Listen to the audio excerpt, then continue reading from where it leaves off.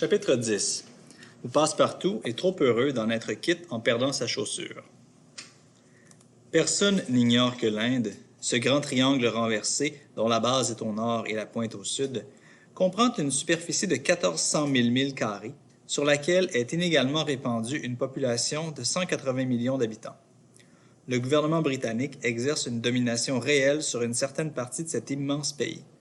Il entretient un gouverneur général à Calcutta, des gouverneurs à Madras, à Bombay, au Bengale et un lieutenant-gouverneur à Agra. Mais l'Inde anglaise proprement dite ne compte qu'une superficie de 700 000 milles carrés et une population de 100 à 110 millions d'habitants. C'est assez dire qu'une notable partie du territoire échappe encore à l'autorité de la reine et, en effet, chez certains rajas de l'intérieur, farouches et terribles, l'indépendance hindoue est encore absolue. Depuis 1756, époque à laquelle fut fondé le premier établissement anglais sur l'emplacement aujourd'hui occupé par la ville de Madras, jusqu'à cette année dans laquelle éclata la grande insurrection des Sipahs, la célèbre Compagnie des Indes fut toute puissante. Elle s'annexait peu à peu les diverses provinces, achetées au Raja au prix de rente qu'elle payait peu ou point. Elle nommait son gouverneur général et tous ses employés civils ou militaires, mais maintenant elle n'existe plus, et les possessions anglaises de l'Inde relèvent directement de la couronne. Aussi, l'aspect, les mœurs, les divisions ethnographiques de la péninsule tendent à se modifier chaque jour. Autrefois, on y voyageait par tous les antiques moyens de transport, à pied, à cheval, en charrette, en brouette, en palanquin, à dos d'homme, en coach, etc. Maintenant, des steamboats parcourent à grande vitesse l'Indus, le Gange et un chemin de fer qui traverse l'Inde dans toute sa largeur en se ramifiant sur son parcours, mais Bombay à 3 jours seulement de Calcutta. Le tracé de ce chemin de fer ne suit pas la ligne droite à travers l'Inde. La distance à vol d'oiseau n'est que de 1000 à 1100 milles et des trains animés d'une vitesse moyenne seulement n'emploieraient pas 3 jours à la franchir. Mais cette distance est accrue d'un tiers au moins par la corde que décrit le railway en s'élevant jusqu'à Allahabad dans le nord de la péninsule.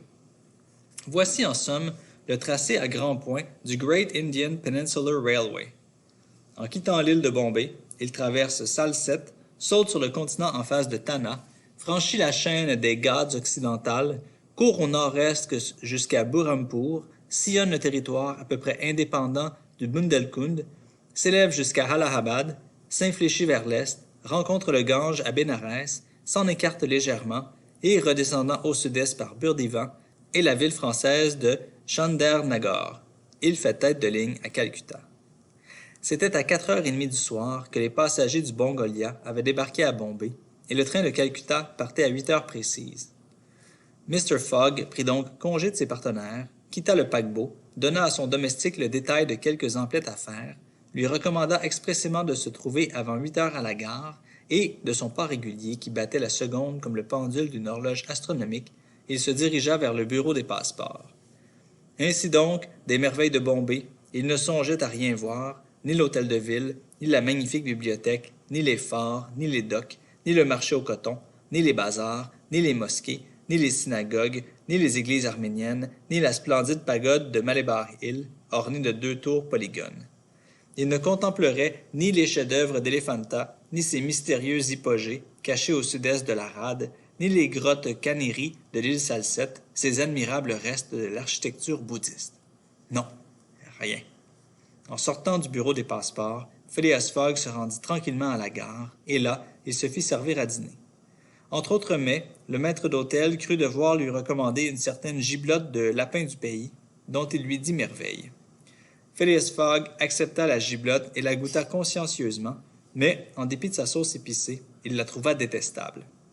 Il sonna le maître d'hôtel. « Monsieur, lui dit-il en le regardant fixement, c'est du lapin, cela? »« Oui, milord, répondit effrontément le drôle du lapin des jungles. Et ce lapin-là n'a pas miaulé quand on l'a tué? Miaulé? Oh, milord, un lapin, je vous jure. Monsieur le maître d'hôtel, répondit froidement Mr. Fogg, ne jurez pas et rappelez-vous ceci. Autrefois, dans l'Inde, les chats étaient considérés comme des animaux sacrés. C'était le bon temps. Pour les chats, milord? Et peut-être aussi pour les voyageurs. Cette observation faite, Mr. Fogg continua tranquillement à dîner. Quelques instants après Mr. Fogg, l'agent Fix avait, lui aussi, débarqué du Mongolia et couru chez le directeur de la police de Bombay. Il fit reconnaître sa qualité de détective, la mission dont il était chargé, sa situation vis-à-vis de l'auteur présumé du vol. Avait-on reçu de Londres un mandat d'arrêt? On n'avait rien reçu. Et en effet, le mandat, parti après Fogg, ne pouvait être encore arrivé. Fix resta fort décontenancé. Il voulut obtenir du directeur un ordre d'arrestation contre le sieur Fogg. Le directeur refusa. L'affaire regardait l'administration métropolitaine et celle-ci seule pouvait légalement délivrer un mandat. Cette sévérité de principe, cette observance rigoureuse de la légalité est parfaitement explicable avec les mœurs anglaises, qui, en matière de liberté individuelle, n'admettent aucun arbitraire. Fix n'insista pas et comprit qu'il devait se résigner à attendre son mandat. Mais il résolut de ne point perdre de vue son impénétrable coquin, pendant tout le temps que celui-ci demeurait à Bombay. Il ne doutait pas que Phileas Fogg n'y séjournât, et, on le sait, c'était aussi la conviction de Passepartout, ce qui laisserait au mandat d'arrêt le temps d'arriver. Mais depuis les derniers ordres que lui avait donnés son maître en quittant le Mongolia, Passepartout avait bien compris qu'il en serait de Bombay comme de Suez et de Paris, que le voyage ne finirait pas ici, qu'il se poursuivrait au moins jusqu'à Calcutta et peut-être plus loin. Et il commença à se demander si ce pari de Mr. Fogg n'était pas absolument sérieux, et si la fatalité ne l'entraînait pas, lui qui voulait vivre en repos, à accomplir le tour du monde en 80 jours. En attendant, et après avoir fait acquisition de quelques chemises et chaussettes, il se promenait dans les rues de Bombay.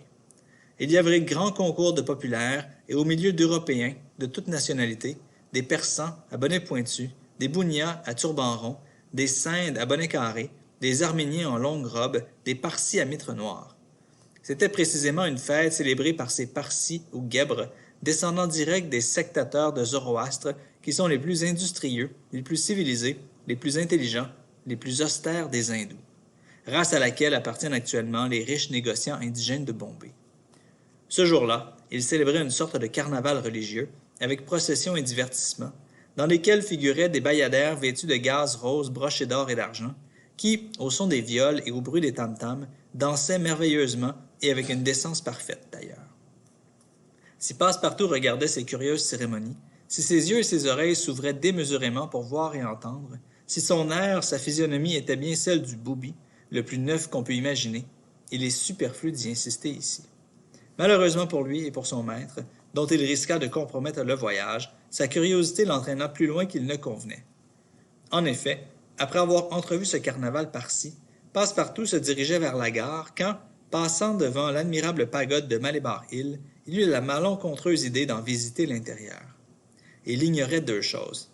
D'abord que l'entrée de certaines pagodes hindoues est formellement interdite aux chrétiens, et ensuite que les croyants eux-mêmes ne peuvent y pénétrer sans avoir laissé leurs chaussures à la porte.